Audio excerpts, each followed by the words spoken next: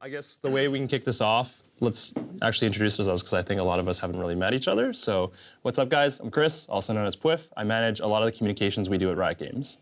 I'm Socrates. I'm a lead designer on League. I worked on like hex tech crafting. I work on the ranked systems, and I was lead on New Champ Select. I'm GBay99. I'm a YouTuber, streamer, and avid player of Ranked. My name's Lobster, and I'm the lead developer for Dynamic Ranked and other kind of matchmaking systems. I'm Scarra. I'm an ex-League of Legends pro, and right now I just stream and I make analysis as well as content, and I play a lot of solo queue as well. I'm going to kick this discussion off with basically confirming a couple facts. A, we've talked about this a lot, but we're not going to be bringing back solo queue, and what we're trying to focus on for this season is a lot of improvements at the high elo and basically role selection, I think, and competitive integrity, trying to ensure fair matches. So we're going to talk about all that stuff in this roundtable right now. Thoughts? Did you guys always know that you were not going to bring back solo queue and then just sort of tacked it on like, we might bring back solo queue to try and make dynamic queue an easier pill for the community to swallow?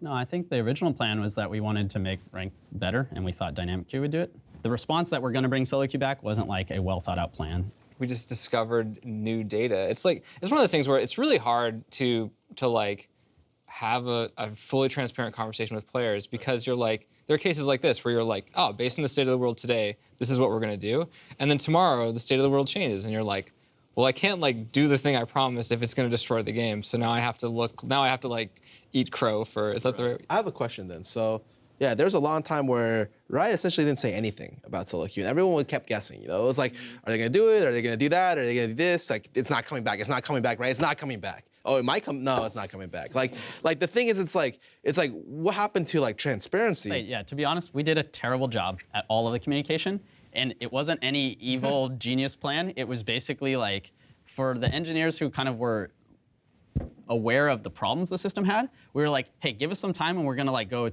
try to fix some of these problems. And then we had different members of the team coming in and different people jumping into the conversation, and not everyone had all the same information. And we basically just did a bad job because instead of telling players, one, it's like, hey, we don't have all the answers, so stay tuned, and then like saying that until we figured it out, we basically made promises or we made statements of, here, we're gonna build this. And then we went and looked at it and we're like, shit, we can't build that, or it's not gonna work. I'm kind of interested, like, what your guys' experiences have been playing Dynamic Queue. I know that It's awful. Like, yeah, so let's hear about it. I mean, I'm serious. At my elo range, I think a matchmaking service should have a couple key things. So one, it should help me find skilled players around my level. Two, it should be quick, essentially. Like the game should be relatively fast. I don't want to be waiting in queue for upwards of 50 minutes that I've done like in this current system. And three, I should be able to play what I want to play. Like if I'm gonna switch from solo queue to dynamic queue and they're gonna enforce roles, I should be able to enforce the role that I want to play. And I think on all three levels, the matchmaking system has failed. So I think the way you framed it is actually pretty much perfect in terms of the way we look at how matchmaking works. You're making really one trade-off of time for quality. So if we can find you a perfect match instantly, that's ideal. And then the longer you have to wait in queue, the more relaxed we are about how good a match we can make. And that's just like fundamentally how a matchmaking system operates.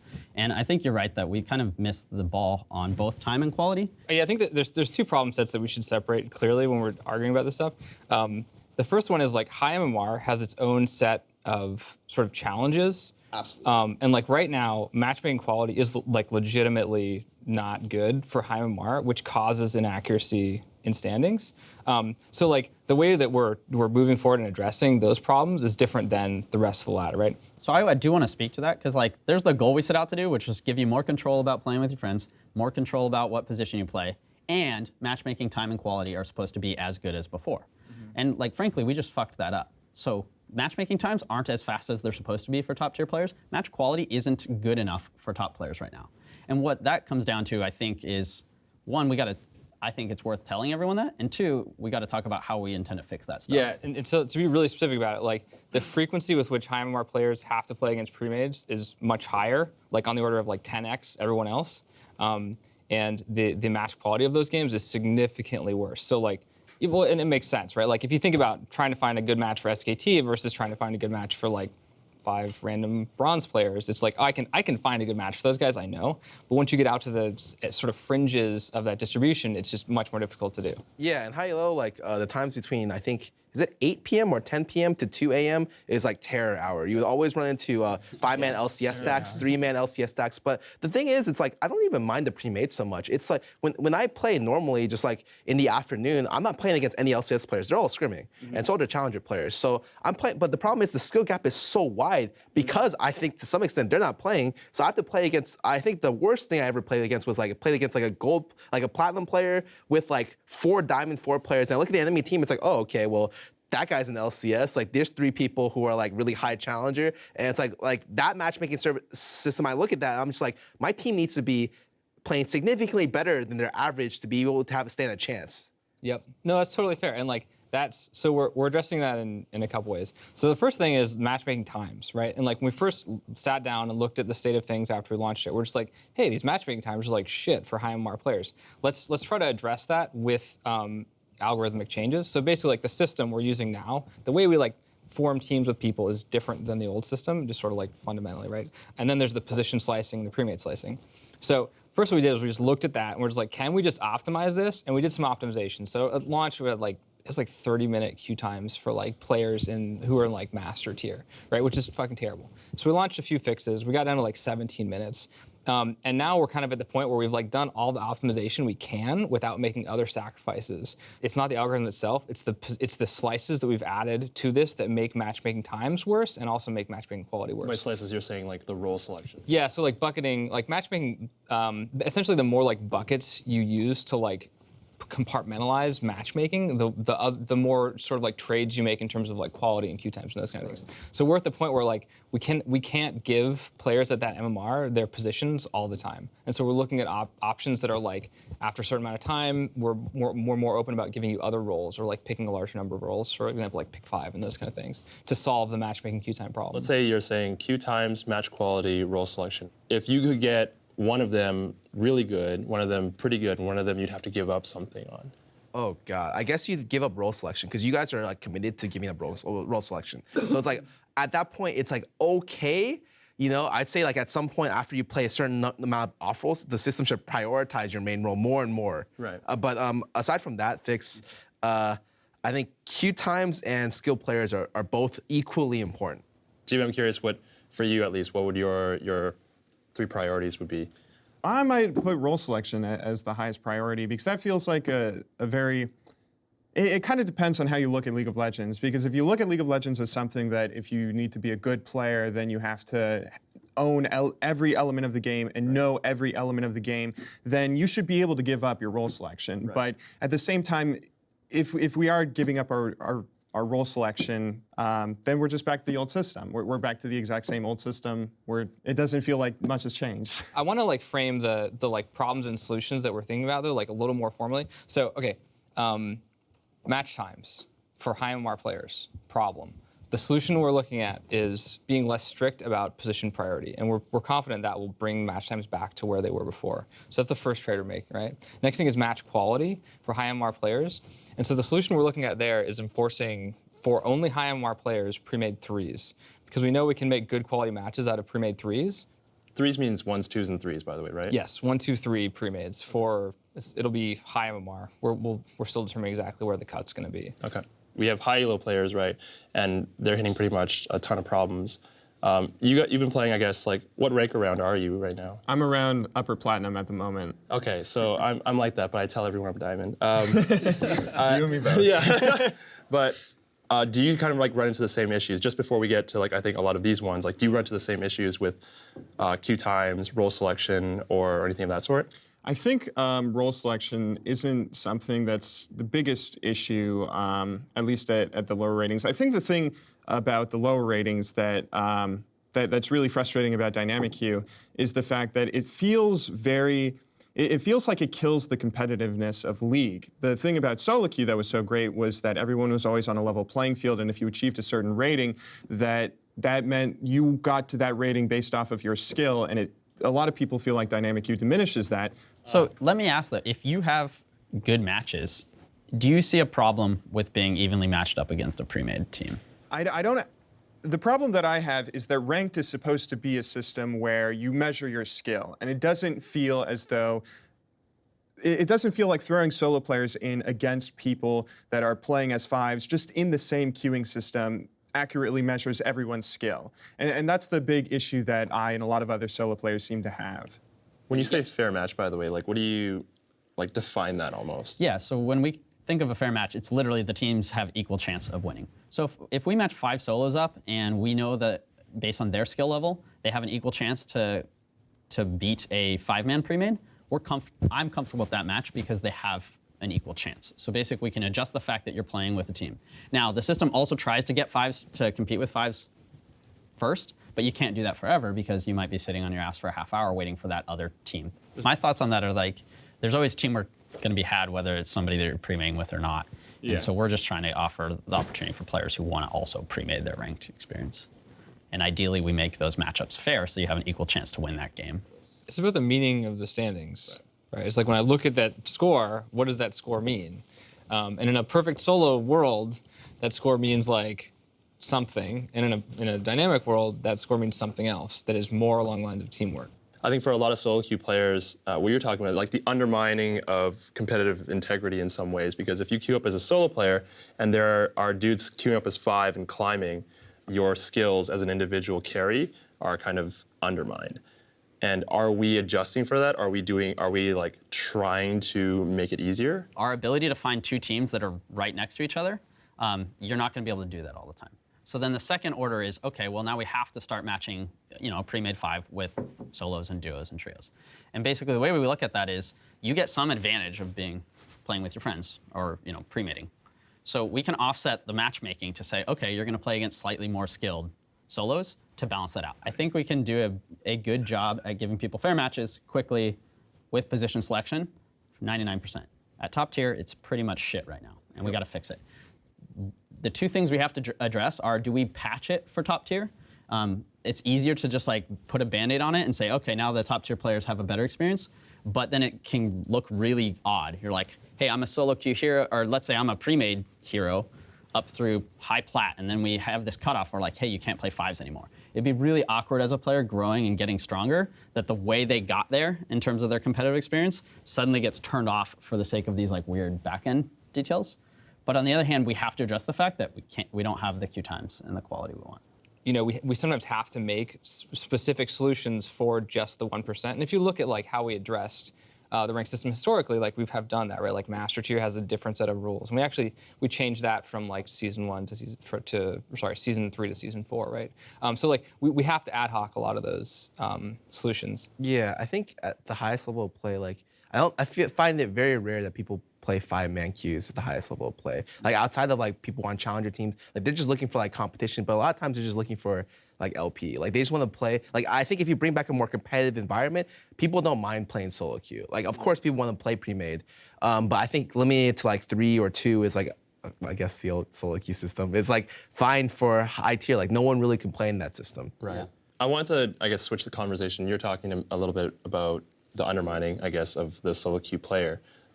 Just wanted to like kind of restate that and get back to that discussion point. We're talking about like that trade-off that we made there, and I want you to kind of like highlight. Yeah, you don't have to want to go pro in League of Legends to want to play it competitively. You want to, maybe some player just wants to get to gold and just wants to get the end of season rewards and get whatever new skin or whatever end of season reward there is. And the community doesn't have all the statistics that you guys have for saying like, oh, well, we know that 99% of players haven't moved that much since the introduction of the dynamic queue system, but all you have to have is, one silver player that gets to gold quicker than you do because he starts queuing with a pre-made 5, and then you feel like crap because you can't get to gold because you're trying really hard to learn everything about the game on your own, and it's a lot of work when you can just go and try and find a pre-made 5 to group with. I think the challenge we have is that we kind of institutionalized the like expectation that ranked was a certain way.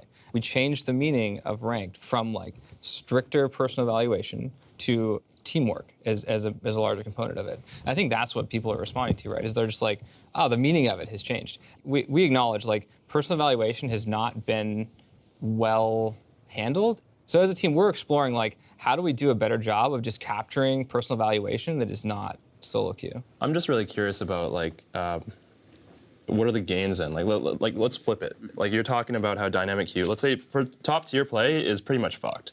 And let's see how we can figure that out in terms of like iterative improvements and then system changes. But You mean like how is dynamic queue better than solo queue? yeah, just like, that's what I'm kind of curious about. A lot of people talk about this. They're like, I had a great experience climbing solo queue. You've now given me dynamic queue. Let's say from plat down, like for guys like me.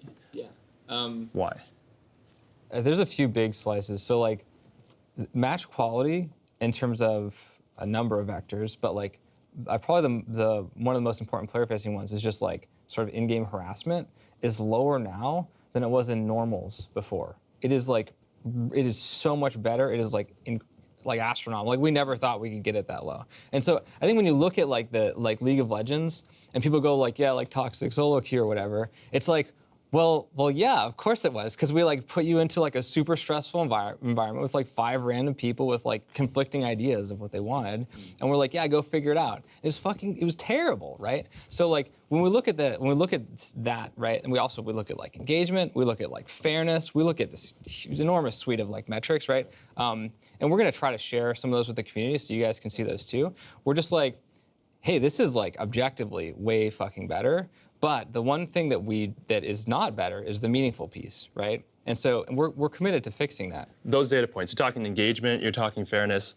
Break them down for me. Give me what that actually means. Normals versus ranked. What was it before and what is it now? Historically, ranked has been at least twice as bad in terms of toxicity than normals. What we've seen is like all the ways we measure how people treat each other in game look better than normal queues after the release. And again, we're talking about for like the 99 out of 100 players who are the largest population of League players. We have more players playing ranked than have ever played ranked before, which is also really satisfying because we got feedback all the time that says, I want to play ranked, can't do ranked 5s because I can never get 5 people together, roster management's not useful, and then so my options are I can solo queue or else is that play contextual normals. based off of like audience growth, or is it just like raw numbers? No, raw numbers. So like, yeah. Okay. In terms of like, you consider the same size population. Right. More people are playing ranked. Okay. Which Period. makes sense. In percentage. A lot of people agree that toxicity is a lot lower right now than it was in the old solo queue system, but a lot of people believe that it is much lower because they get their roles, because you don't have to fight over mid lane and have everyone calling mid, and then one guy eventually gets mid and then doesn't do so hot, and all the other people that wanted mid started flaming him. A lot of people think that's the big reason that toxicity is down, and not necessarily just because they can queue with friends and then people are just so much more cohesive that no one ever fights. It's both part those of it. things. Yes, exactly. Those were our 2 bets, is that giving people control over their position makes it more fun and less angry, and then playing with your friends is also more fun and less angry, just based on Have we proven those? Have we split them? Yeah, so there's 2 ways to slice it, right? So first of all, you can just look at normal draft, and you can see the drop in normal draft versus the old version, and then you basically map that back to as a percentage of the ranked drop, and it's significantly more as the first piece. The second piece is you can look at pre-made size to essentially like harassment and like quality metrics, and like 5s are strictly better, 4s are strictly better, 3s are strictly better. Like each of those, because like there's 3 people on my team who I'm on the same page with, and also like it just if you just think about it intuitively, or like I'm going into my promos and like that jerk like fed, right, versus like, oh, my 5 homies are with me. Like I'm not as likely to have an argument. So my only question on this is like, okay, so let's limit everything to at least or up to 3. So high MMR, let's say master is up to 3. So does that mean that the overall quality of the games will be better? Yeah, some of this gets into the secret sauce that we can't talk as openly about, but I can tell you right now, like we have 3 features lined up, and it is our first priority to implement them, and they're supposed to fix those problems. It helps when you have smaller premates, because when SKTQs, you can't get a good match. So limiting a number of premates makes it easier for us to make a good match. And 2, there's just some work we haven't got to yet, because when we model, we'll run like hundreds of thousands of players through the system in a test environment, and then we measure like our quality metrics. On the average, those things look solid, and and that's what we kind of tune and dial for release. When we went out, we didn't know it would be this bad for rank, so all we've been doing for the last 3 months is trying to fix it, basically, and we haven't fixed it yet. This is like a general, like, experience you run into when designing stuff. You're like, oh, we're going to design the system and simulate it this way, and then you put it in the wild, and players act really differently. Like for example, like the exact specifics of roles of like the roles they select and things may not line up to what we have in the simulation, which causes starvation issues and stuff like that. Which I think what you're getting at. So basically, by conceding the two things that we want to give players, which are premades and position selection, we have to see how much of that we have to reduce to get your time and quality back. So more likely the time is going to reduce with this trio queue, right? So does that mean that you can make a more pointed role selection? You want one role, is what you're saying. Yeah, I want one role. Of course, yeah. So is that's just not happening, It's right? not. So like, did you play Team Builder? So the original Team Builder had this problem where like, the way I always like represent this to people is like, imagine you've got 5 jars and you're filling each of these jars with marbles at different rates. Okay. So like it's like drop, drop, drop. This one's dropping really slow. Once you get a marble in each jar, you take a marble out. Okay. What happens in 5 minutes? A jar overflows. Exactly, right? So like that's why we have pick 2, because like if we did pick 1, you'd get a lot of mids and you'd get like no supports, and this guy would never find a match. So like taking the marbles out of the jar is where you find a match. So like you just have a bunch of mids who never get into matches. Okay. And that was a starvation And I issue understand with that, but are there going to be any more algorithm changes to maybe make it so that you can get your main role more, especially if you play multiple off roles? So there's a lot of situations where it's legit like I see jungles or I see mid lanes play off role 7 times in a row. And it doesn't seem like there's any algorithm changes to make them pick their primary role. There's 2 things. By introducing positions, we created those buckets, which makes the match times worse, right? The queue times get longer. Second, the way we optimize giving you your primary is pretty naive right now. It's not good enough. And so we actually are working on improving that too. The hard part is the longer you wait, the more the system has to say, well damn, we can guarantee you mid, sure, but now instead of waiting 15 minutes, you might have to wait 30 because there's so many players who want mid. So like the trade-off is, if you really want it, you're gonna have to wait because there aren't enough players taking the less popular roles. So that's really the trade-off. And right now we look at match times and quality and say, those aren't good enough, so we're gonna have to give up something, and it's probably gonna have to be position select. We have a number of ideas that we're confident will fix the queue time problem that basically come at the trade of some position agency. And by position agency, I mean ability to pick exactly what you want.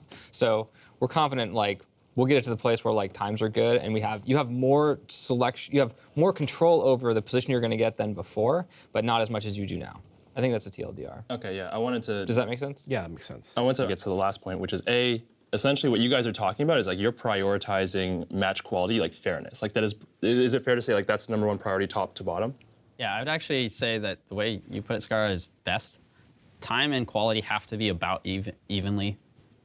And then you'll figure out role selection. The top priority. And You're saying of those 2 things? Yeah, I consider like getting into quickly into a match that's shitty is not a great. Right. Yeah, and in fact, we did that. I think one of your posts was you like fighting against some plat players, or maybe you got paired with them. That happened actually when we said, hey, let's use this really aggressive knob. We made a change to the system. Yeah, and the goal was so. Wait, with just Scarra? Wait, it was like at that specific time, I never had that happen before where I play with like a platinum So player. let me try to frame it well. So again, the trade-off is the longer you wait, the more relaxed we have to be about quality. Right. So perfect situation is, so we can give you an instant match and you can play with bronzes in 0 seconds. Okay. That doesn't feel good. No. We could also make you wait for 9 months until 9 other players hit exactly your match made rating. So we're somewhere in between that. Right. And so what we have are, how fast the system is willing to give you less quality matches. So our effort was, hey, match times are shit. Let's tune one of these dials that says, be willing to make matches faster. Okay. And suddenly we saw plats, and we said, oops, we overdid it. And then we had to pull that one back. Last words, anything you just want to like, you can do that. I don't know. Do you feel like you got a chance to argue your points? Yeah. Do you feel resolution? Do you hate us more or less? Well, I'm glad you did this. I mean, I feel like it's healthier to hear you guys say this. But it feels like a lot of people out there really feel as though Riot is a little shady about like how they treat certain issues like solo queue or like this when they don't just come out and say that, hey, we want to make the rank system so much more oriented around team play that we're willing to give up solo queue and give up individual, or give up something that's been a way that people have met. We want solo players to have an equal chance of winning all their games, and we haven't been there yet with Dynamic Ranked, and we'll try to get there. But the expression, I accomplished this as a solo queue player, is something we have to solve for, and we don't have that answer yet. But I think that we can improve the quality of games we make with solos and premates. So like we want people playing premates because we know that people have more fun premating. We're all pretty core league players that play a lot, and we want to give people the chance to play ranked with friends because we heard that request over and over again. And in the meantime, we kind of shit on, hey, I'm a solo queue player and that's how I express. I mean, to be honest, like I never duo queued. Like my ranked experience has always been solo, like hundreds and hundreds of games. And so the goal was not to take that away. It was to offer this new thing, which is you can also rank with friends.